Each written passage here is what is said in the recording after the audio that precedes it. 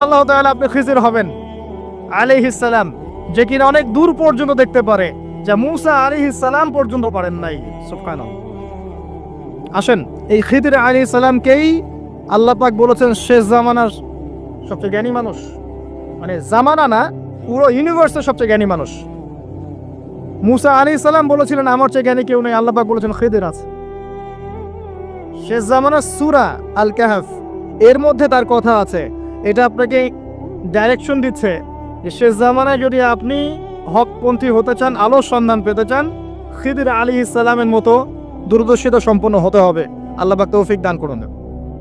হাদিসের বইগুলো পড়েন, ওস্তাদের কাছে গিয়ে শেখেন। এরপরে সোহবত আপনাকে আত্মশুদ্ধি দিবে। আত্মশুদ্ধির কিছু পথ ও পদ্ধতি বলে দিলাম। এখানে আমি একটা হাদিস বলবো, এই হাদিসটা খুব ভালো করে শোনেন। আল্লাহ রাব্বুল আলামিন বলেছেন হাদিসে কুদসি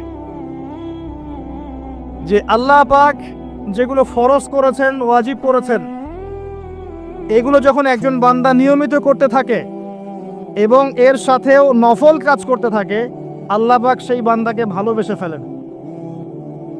আল্লাহ পাক যখন কোনো বান্দাকে ভালোবাসেন তাকে ডেকে নিয়ে আসেন, তাকে ডেকে নিয়ে বলেন, সরি, এই যে আপনি ওঠাউঠি করছেন, আমার কনসেন্ট্রেশন নষ্ট হচ্ছে। যখন আল্লাহ পাক কাউকে ভালোবাসেন তখন জিবরাইল আলাইহিস সালামকে ডেকে নিয়ে আসেন। ডেকে নিয়ে এসে বলেন যে পৃথিবীতে অমুকের পুত্র অমুক, তাকে আমি ভালোবাসি, হে জিবরাইল তুমিও তাকে ভালোবাসো। এরপর জিবরাইল আলাইহিস সালাম তাকে ভালোবাসতে থাকেন এবং অন্যান্য মালায়েকাদেরকে ডেকে জিবরাইল আলাইহিস সালাম বলেন আল্লাহ অমুককে ভালোবাসেন, আমিও তাকে ভালোবাসি, তোমরা সবাই তাকে ভালোবাসো। এরপর সমস্ত ফেরেশতারা তাকে ভালোবাসতে শুরু করেন।